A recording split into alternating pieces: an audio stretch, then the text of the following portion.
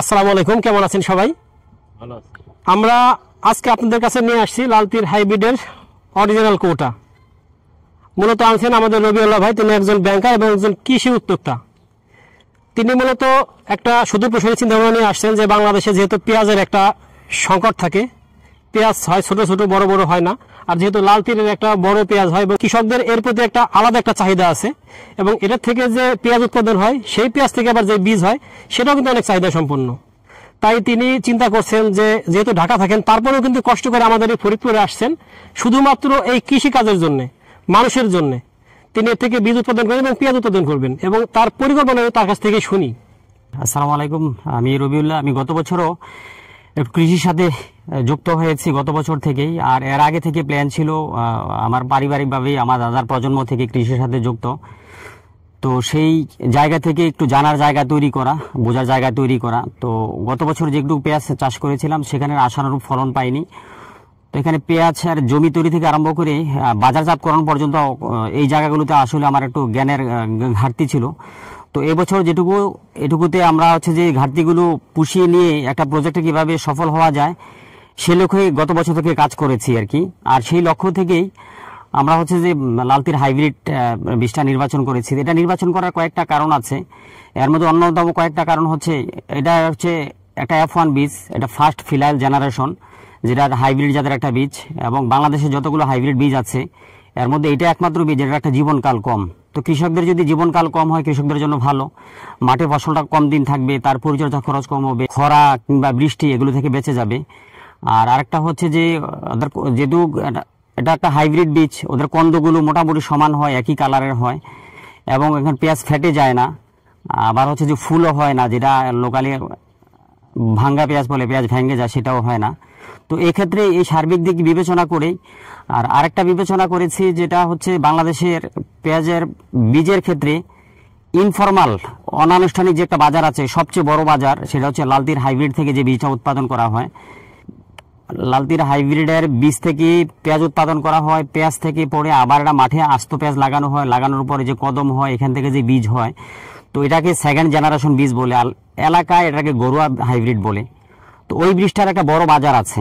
তো ওই বাজারটা থেকে আমি নিশ্চয়তা এবং দেখছি যে এলাকার যারা স্থানীয় কৃষক আছে ওই বীজটা কিনতে গিয়ে তারা প্রতারিত হন, ঠকে যান, এবং কমিটমেন্ট অনুযায়ী বীজ পান না, জার্মিনেশন হয় না, ফলন সেভাবে হয় না, এবং কিং জাতের বলে হাইব্রিড তারা পান না। তো এখানে প্রতারিত হয়। সেই জায়গাগুলো থেকে চিন্তা করে যে আমি আমার বীজগুলো সংগ্রহ করেছি, এবং এভিডেন্স সহকারে যেন কৃষকদের কাছে একটা এভিডেন্স থাকে, তারা যেন একটা আত্মবিশ্বাস পায় এবং তারা যেন বিশ্বাস করতে পারে, সেই দৃষ্টিকোণ থেকে বীজগুলো সংগ্রহ করা এবং আজকে এখানে ক্যামেরার সামনে দাঁড়ানো বলা, তো সেই লক্ষ্য থেকে করেছি আর কি। তো এই বছর একটু বৃহৎ আকারে আমরা 11 কেজি 700 গ্রাম বীজ সংগ্রহ করেছি।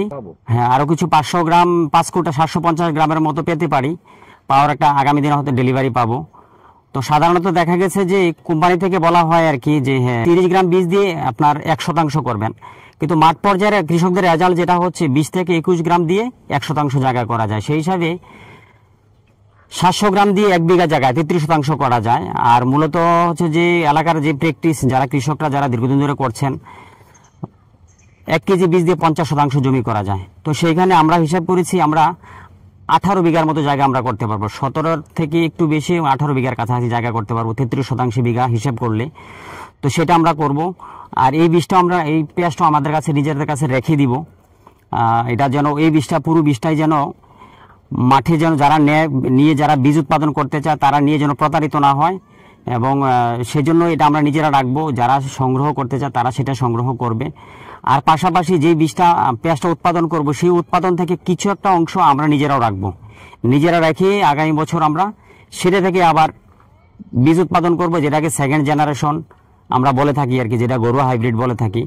তো আমি দেখেছি আর কি, আমি এখানে গ্রামে গঞ্জে হেঁটে, কর্দমাক্ত মাটিতে হেঁটে আমার সাথে সমী দাদা ছিলেন, উনি একজন অভিজ্ঞ মানুষ, আর দাদা দীর্ঘদিন থেকে অভিজ্ঞ, আর উনি একজন মিল মালিক, ওনাকে চিনেন, এখানকার মধুপুরের বড় আখ চাষি, এখানকার লিস্টের চাষি, আর সবকিছু নিয়ে ওনার দাদার অভিজ্ঞতা অনেক ভালো, এবং বিশদ অভিজ্ঞতা আছে আর কি। তো সেখানে আমরা দেখেছি আর কি যে মানুষ বাজারে অনেক জাতের পেঁয়াজের বীজ আছে, সেখানে ক্রস আছে, মাল্টি ক্রস আছে, উপি জাতের বীজ আছে। তো আমি দেখেছি, আমার কাছে মনে হয়েছে সেকেন্ড জেনারেশন যে বীজটা, যেটা গরুয়া হাইব্রিড বলা থাকে, যদি কোয়ালিটি নিশ্চিত হয় তাহলে বাজারে মাল্টি ক্রস কিংবা হচ্ছে যে পলি ক্রস কিংবা যে উপি আছে, ওপেন পলিনেটেড যেগুলো আছে, এগুলোর চেয়েও কোনো অংশে কম না, কিন্তু বীজের দাম কম। আর যেটা মাল্টি ক্রস আছে কিংবা ডাবল ক্রস আছে কিংবা হচ্ছে যে উপি জাতের আছে, ওপেন পলিনেটেড বীজ আছে, এগুলোর চেয়ে ঘরোয়া হাইব্রিড আমার কাছে মনে হয়েছে ভালো অনেক। এবং কোনো সময় দেখা গিয়েছে ফার্স্ট জেনারেশন যেভাবে উৎপাদন হয়, এটা থেকে যে সেকেন্ড জেনারেশনের বীজটা থেকে অলমোস্ট কাছাকাছি উৎপাদন হয়, কাছাকাছি উৎপাদন হয়, কালারও ভালো, সংরক্ষণশীলতা ভালো। ও যেটুকু না বললেই নয়, লালতির হাইব্রিডের যে বীজটা উৎপাদন আমরা করব, এটা কিন্তু সংরক্ষণশীলতা একটা বড় জিনিস। কৃষকরা কিন্তু এবছর বীজটা উৎপাদন করার পর আবার 1 বছরের কাছাকাছি, অলমোস্ট 7 থেকে 8 মাসের মতো কৃষক চাঙ্গে রাখতে পারে, নিজেরা সংরক্ষণ করতে পারে। অঙ্কুরোদ্গম গম ক্ষমতাও নষ্ট হয় না। কৃষক যখন মাঠে নিয়ে যায় তখন এটা থেকে আবার যে বাল্বটা লাগায়, পুরো বাল্বটা লাগায়, এইখান থেকে যে গাছটা হয়, এখান থেকে যে কদমটা থেকে বীজটা হয়, তো সেটাও ভালো মানের হয়। প্রিয় দর্শক, আপনাদের সামনে মূলত এই কৌটাগুলো বা ভাইকে দেখানোর মানে একটাই, আপনারা যাতে অরিজিনাল হাইব্রিড বীজ থেকে যে পেঁয়াজ উৎপাদন হয় সেটা যারা নিতে চান তারা ভাইয়ের কাছ থেকে নিতে পারেন অরিজিনাল, যাতে কোনো রকম প্রতারিত না হয়ে। অন্য কারো কাছে গেলে হয়তো কেউ আপনাকে অরিজিনাল না দিতে পারে, কিন্তু বলে দিবে যে অরিজিনাল। আবার শুধু ভাই এই আজকে পেঁয়াজই করবে না, অলরেডি তার কাছে আরো সংগ্রহে হাইব্রিডের যে অরিজিনাল পেঁয়াজ আছে সেটাও আছে, সেটা থেকে এবছর সে কদমও করবে। আমি আমাদের কাছে এস্টিমেটেড হচ্ছে যে 5 বিঘা লাগানোর মতো আমাদের কাছে পেঁয়াজ আছে, যেগুলো লালতির হাইব্রিডের পেঁয়াজ, অরিজিনাল পেঁয়াজ। তো সেই পেঁয়াজগুলো আমরা মাঠে লাগাবো 5 বিঘার মতো। সেগুলো আমরা এই বছর ফসল ওঠার পর যে পেঁয়াজগুলো বিক্রি হবে নতুন, ওই সময় আমরাও পেঁয়াজের বীজ বিক্রি করতে পারবো, সেকেন্ড জেনারেশনের বীজ।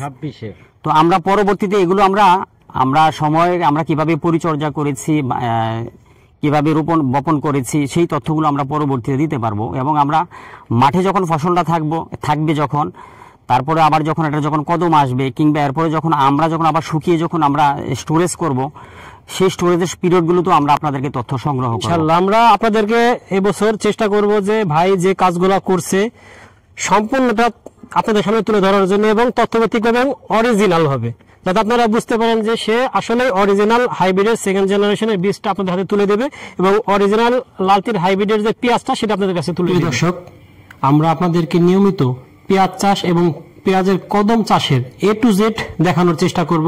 আমাদের সাথে থাকবেন এবং ইনশাআল্লাহ আমরা পরবর্তী পর্বে আপনাদের সামনে হাজির হব পেঁয়াজের বীজ শোধন নিয়ে।